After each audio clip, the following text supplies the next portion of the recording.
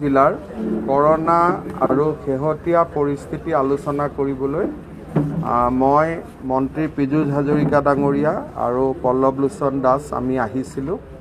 ইয়াতে কাৰ্বি আংলং স্বায়ত্তশাসিত পৰিষদৰ CM তুলিৰাম ৰংহাম, আমাৰ সন্মানীয় সাংসদ হৰেণ সিং বে আৰু বিধায়ক মন সিং ৰংপি ডাঙৰীয়াৰ উপস্থিতিত অট'নমাছ কাউন্সিল আৰু জিলা উপায়ুক্ত আৰক্ষী অধীক্ষক সকলোৰে সৈতে আমি বৈঠকত বহোঁ আৰু পৰিৱেশৰ বিষয়ে আমি বুজ লওঁ। এই জিলাৰ পৰা প্ৰায় 23 গৰাকী ব্যক্তি পজিটিভ হৈছে, তেওঁলোকৰ চিকিৎসা চলি আছে। খেৰণী মডেল হস্পিটেলখনক আমি পেচেণ্ট ৰাখিব পৰাকৈ উপযুক্ত কৰি গঢ়ি তোলাৰ বাবে আমি চেষ্টা কৰি আছোঁ। কালিৰ পৰা ডিফু মেডিকেল কলেজত টেষ্টিং আৰম্ভ হ'ব, ICMR এপ্ৰুভ কৰিলে।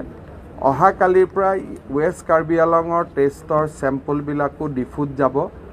মই ভাবোঁ যে 7 দিনৰ জেগাত 2 দিন বা 3 দিনত আমি টেষ্টৰ ৰিজাল্ট পোৱা আৰম্ভ হ'ব। তেতিয়া আমাৰ কোৱাৰেণ্টাইনবিলাকৰ ওপৰতো প্ৰেছাৰ অলপ কমি যাব।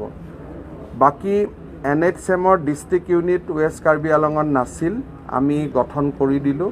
এতিয়া আমাৰ DPM, ডিষ্ট্ৰিক্ট একাউণ্টছ মেনেজাৰ সকলোবিলাক ইয়াত আহিলে।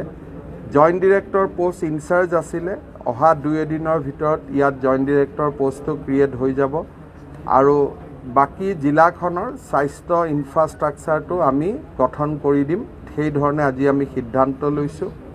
তাৰ উপৰিও আমাৰ ডিষ্ট্ৰিক্ট হস্পিটেলখনৰ নিৰ্মাণ লেহেমীয়া হৈ আছিলে, তাকো সোনকাল কৰাৰ কাৰণে মই আলোচনা কৰি প্ৰয়োজনীয় নিৰ্দেশ দিছোঁ।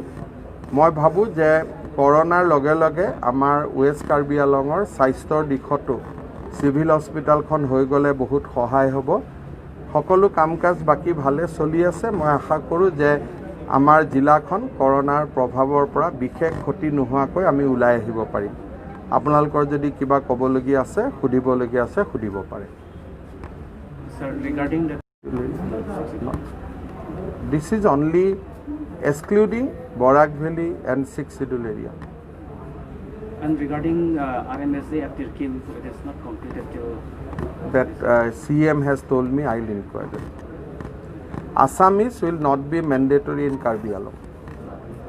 If district council wants, that different thing, but not directly. Thank you.